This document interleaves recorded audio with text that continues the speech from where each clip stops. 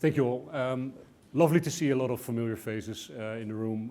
I've been in this industry for 26 years, 5 years working in a service provider, and a bit reverse to Tamoor. I worked in the Microsoft ecosystem for another 7 years, and now 15 years for Cisco, and always have focused on working with service providers. From a collaboration perspective, that is, because the chat today is, interestingly, I made this screenshot of the Slido that I saw initially, is what you need as a service provider from one of the vendors here. And I think what I want to pitch to you is the flexibility that Cisco is able to offer, primarily driven by the fact that the market is dynamic and very recently also influenced by geopolitical shifts in the market. We are here in EMEA. We work with 141 countries, and it's amazing how many different requirements live in various elements and different regions of this market, whether you talk about the Middle East or the very strict public sector sovereign requirements in the Nordics, like in Sweden. We have recently made some announcements that I want to highlight here. Cisco, 40 years old this year, so we have a big party. And Jake, ex-Cisco, good to see you there. Our product strategy is obviously grounded on what our legacy is. Our legacy is we are very strong, grounded in networking, in everything that is real time. And if you look into the portfolio, we have broken it down. We are very heavily engaged in building out massive AI data centers with compute. We have a long-standing partnership with the likes of NVIDIA already for more than 10 years. So we're focusing on building out these massive AI data centers globally in partnership with Microsoft, in partnership with AWS, Amazon. The collaboration portfolio of Cisco, and we talk about WebEx, I also want to reset that a little bit in a minute, sits in the future-proofed workplaces. So collaboration sits there. We also have Meraki there, Wi-Fi, security solutions, sensoring, IoT, that sits all in future-proof workplaces. It's more than collaboration only. It's also an element of you can make the workplace so much smarter than just focusing on the collaboration technology. You may have heard that last year we bought Splunk. It was a massive acquisition, I think it's 2 years ago. So security, observability, resilience is a foundation under our portfolio. So everything we do has always a very strong element with it needs to be secure, it needs to be resilient. We have the observability tools for SPs as well that we can easily inject in our collaboration portfolio. And then everything we do is accelerated by Cisco AI. And AI comes in various elements. I'm not going to touch on all of them. But in the collaboration portfolio, we primarily talk about AI as an enabler for doing something valuable for an end user. So we call that AI on the edge. We have AI in the cloud. We also have a lot of AI capabilities in control. So if you are a service provider, you use our portals, there's a lot of additional AI capabilities embedded in the platform that will help you to do the operational stuff easier and better. So from a networking company, a bridge into collaboration. We talk about WebEx a lot here, but this is our calling estate, as it is. Okay, so we have a long-standing history with Unified Communication Manager. 33 million seats, I think Sonu, you mentioned that as well. Interestingly, this base, so you can call it call manager, UCM manager, this base is still growing. And where do you see this platform primarily? It is in central governments, large enterprises, banks, healthcare institutions, where the calling estate, the calling platform needs to be 100% secured, hardened, and air-gapped to the outside world. So UCM is a very strong element of our portfolio. Then in 2018, Cisco made a move that I was hoping for a long time because I worked with BroadSoft as a company in my Microsoft days, where we tried to do enterprise voice with Microsoft and BroadSoft combined, a triangular proposition. That was in the days of hosted messaging collaboration. In 2018, we made that acquisition, and with that, we got a massive market share in the SMB market. And all of this business is going exclusively through service providers. 700 SPs globally, about 200 SPs in EMEA, in this region. So our calling portfolio or collaboration portfolio. And also take notion of BroadWorks is not only calling seats. It is, basically we have the individual calling seats, what we call a knowledge worker or a common area, but it is also very heavily and intensely used for SIP trunking. And the estimation is that there's about 100 million users sitting behind SIP trunks that are connecting a legacy PBX into the SP network. And that is an interesting base to mine for the future, because these legacy PBXs are eventually going to die out, as we have already seen. Then WebEx, from a calling perspective, we just announced 19 million users on WebEx calling globally, with a spectacular growth rate. We put here 30% year-on-year growth. When I looked yesterday in our EMEA statistics, some of these SPs grow 1% of their seats per week. And that is quite interesting. Our second largest WebEx calling wholesale provider sits here in EMEA, and sits actually in the room somewhere. So if you tally this up, we have quite a large estate in calling, and as Cisco, we call this our control point. As we heard before, you can have multiple meeting platforms, you can have multiple contact center platforms, but most companies have one calling provider, one calling license, one calling seat, one phone number, and that's why we call this a control point. Once you have this secured, you basically have a foundation for building out these capabilities in the future. As I said, we do this partner-led. I would also say this is a wholesale model. Everything we do is based on contracts that we secure with you as a service provider. We look into your margin stack. It's part of your P&L. There's no commissions. There's no rebates. In general, this is part of your cost that you basically embed into the market, into your retail price. So we are more like a wholesale provider to the telecom operators. I want to debunk a few myths here. So first of all, many of our competitors have moved away completely from premise-based infrastructure. And I think what the former slide already showed, why would we kill a prem infrastructure if it's not relevant? So what we recently announced, and this was specifically driven by Gordon Thompson. Gordon Thompson is formerly leader of the EMEA service provider business in Cisco. He's now the president of EMEA, and he has been a very strong advocate for a sovereign critical infrastructure portfolio where UCM Manager, Cisco Meeting Server, and our prem-based contact center solutions are part of a sovereign critical infrastructure portfolio. And that means a couple of things. First of all, that we keep these things alive, but not only that we also have a roadmap to enhance these solutions to further levels. It has been quite silent on that front because we were also figuring out ourselves, how do we transform ourselves? But this is new. This is announced, the date in September. But we have these critical collaboration elements that are serving healthcare providers, national, regional, local governments, financial institutions that are subject to high regulatory environments. So as a result, we are committed to retaining and developing and enhancing our prem-based solutions for the sake of a sovereign portfolio.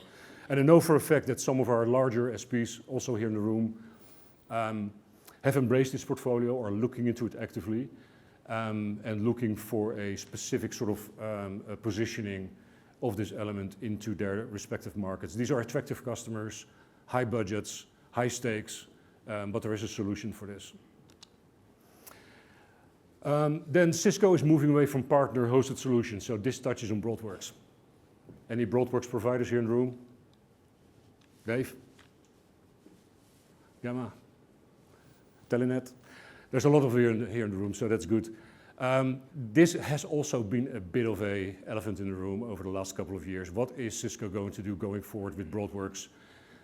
When we launched WebEx calling in 2018, that was literally a couple of months after we acquired BroadWorks or BroadSoft, there was this scare in the market that eventually Cisco would push all BroadWorks providers and move their users to the cloud. That was sort of the paradigm at that moment. The reality is the base is still growing. So we have 500 service providers running BroadSoft globally, about 125 here in EMEA. 43 million users. It is still growing, single-digit growth per year. So we talk about like 7% growth in seats per year, but nevertheless, it is growing. It is also, obviously, it is integrated with WebEx. So we have the WebEx for BroadWorks element as an overlay for collaboration and UCaaS on top of calling. But what I mentioned before, the fact that there are these geopolitical sort of complications in the world, there is a renewed interest in keeping these platforms alive from our telecom operators. So the fact that BroadWorks sits by definition in an SP data center, where it is sovereign, it is managed, and it is handled by local resources. It is your platform, it is your infrastructure, it is your SLAs basically, means that from a regulatory point of view, you have by definition a sovereign solution in your data center, and we are not going to kill this. First of all, because it's growing. Secondly, it is a tremendous user base that we can mine in the future. And I think the biggest news that we brought at WebEx One in San Diego, that was a month and a half ago, and we did an SP event 2 weeks ago in Paris, is that we are going to make a couple of enhancements to the BroadWorks proposition, where BroadWorks providers not only will be leveraging the WebEx, which they can do today, but we also have extension into AI-powered packages that were initially only designed for WebEx. They will also be available for our BroadWorks estate, and we call this a hybrid solution. So think about Customer Assist is a package where everybody in an SMB customer that would touch end customers and end users can leverage Customer Assist. It is a very low, sort of low-touch contact center solution with AI-powered supervisor capabilities. But we will bring that to the BroadWorks base. Again, it's a very SMB-centric base, low-end SMB. But Customer Assist is a logical extension of that.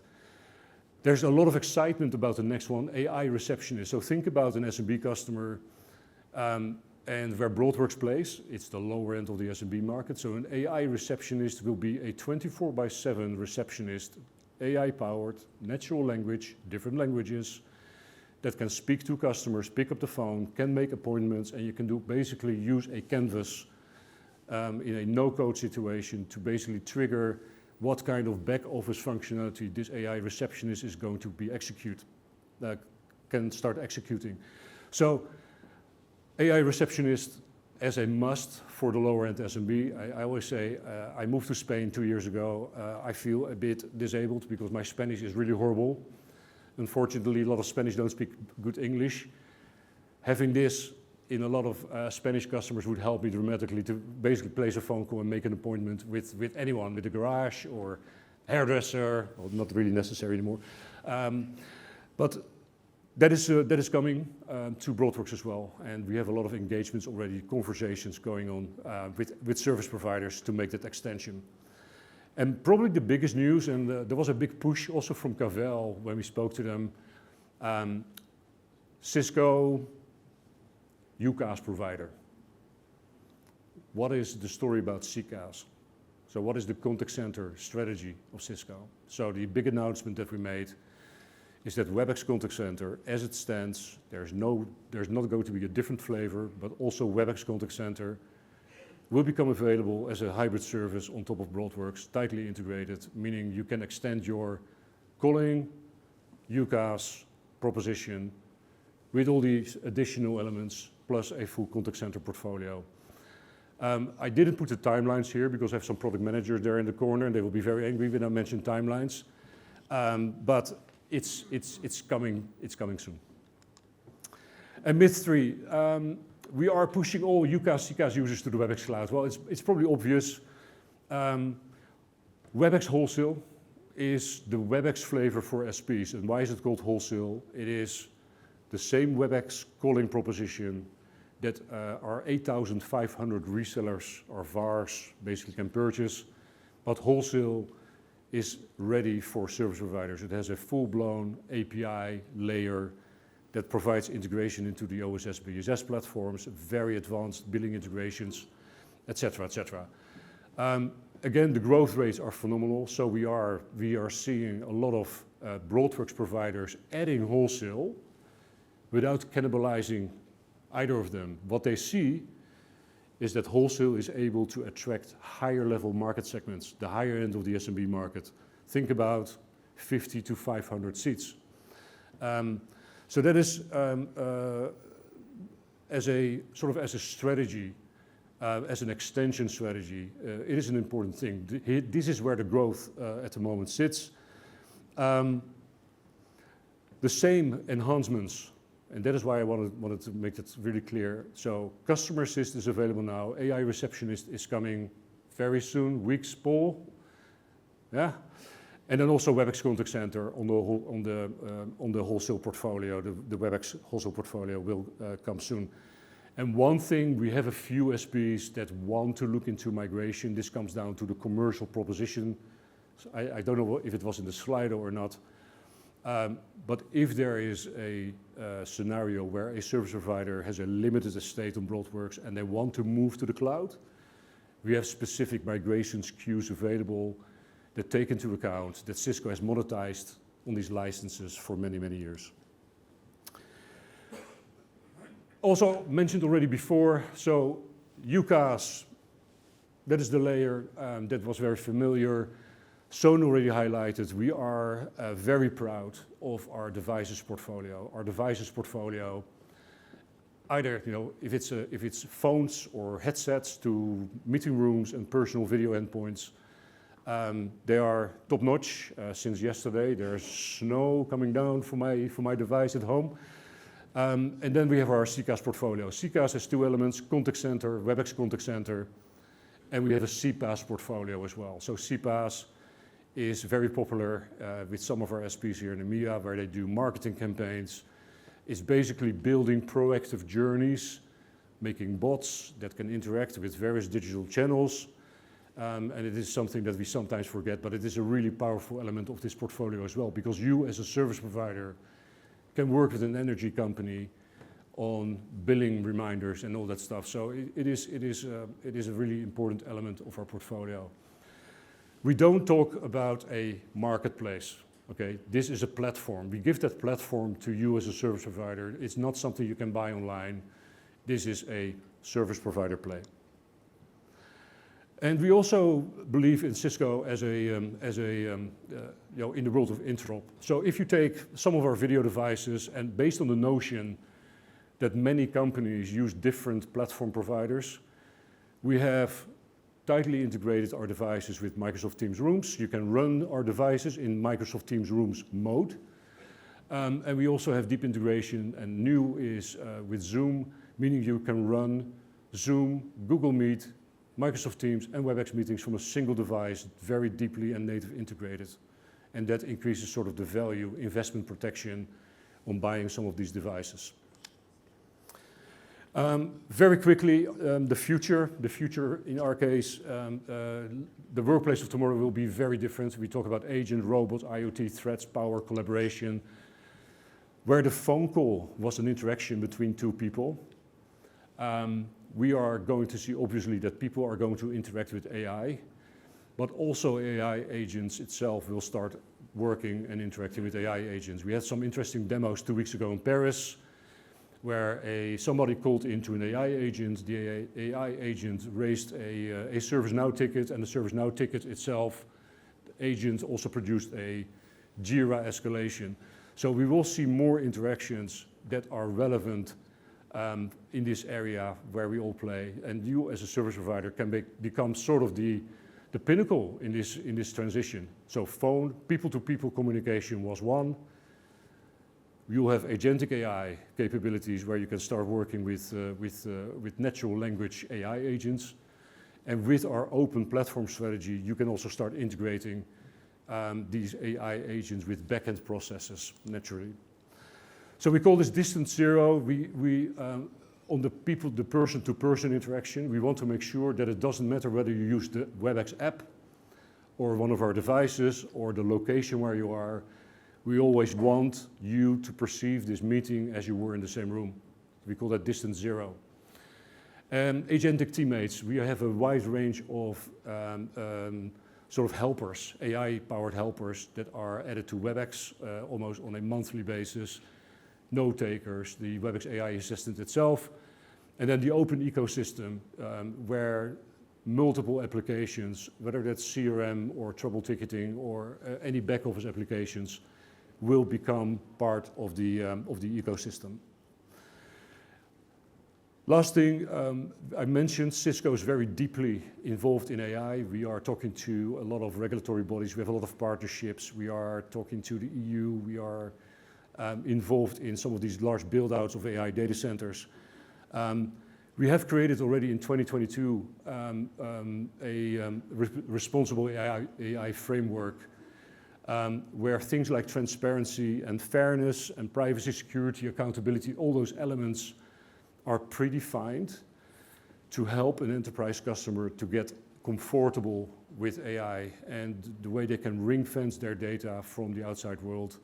So that's a complete framework. It is very intensively, I don't have the screenshot, we have in Cisco what we call a trust portal, where you can download many documents. All these processes and background information is there documented, where you can help your customers to enter this world of AI in a responsible way. So in summary,